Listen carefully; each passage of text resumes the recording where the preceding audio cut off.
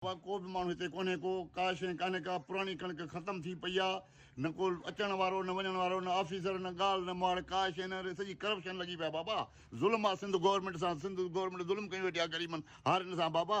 ॿुधी पा भाई, इंतिहा थी विया, ॾिसो था को माण्हू आहे को, सॼी कणिक पुराणी ज़ान थी आहे, सॼी सड़े थी पई, को कढण वारो कोन्हे को, नओं को माण्हू अचण वारो कोन्हे को, वञी चवनि ई था ऑफिसर वञी ॿाहिरि वञी सिलण वारनि खे ॾियो, हिते भींग लॻी पई अथव मुंहिंजा बाबा साईं।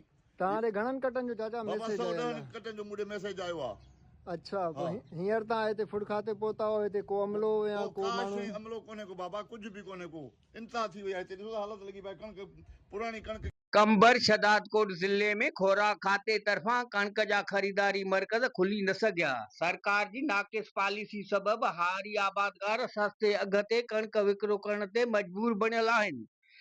मिलियल ॼाण मुजिब सिंध सरकार हारी आबादगारनि खां 1 अप्रैल खां सरकारी सतह ते कणक खरीदारी जो ऐलान कयो हुयो, पर 13 ॾींहं गुज़रण बावजूद जिले में हिकु बि सेंटर खुली न सघियो, जॾहिं त हितां जो हारी आबादगार कणक जो फी मण 3000 रुपयनि खां 3200 रुपयनि में विकिरो करण ते मजबूर बणियल आहे, जॾहिं त खोराक खाते तरफां कणक जी फी मण जो अघु 3500 रुपया मुक़ररु कयो वियो हो, पर ख़रीदारी सेंटर न हुजण करे सरकारी अघ मां हारी आबादगारनि खे को बि लाभ हासिल न थी सघियो।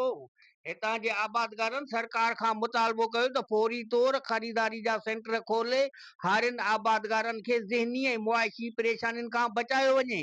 कैमरामैन आदिल अली खोसो सां गॾु मोहम्मद मिठल खोसो, कोशिश डिजिटल कंबर।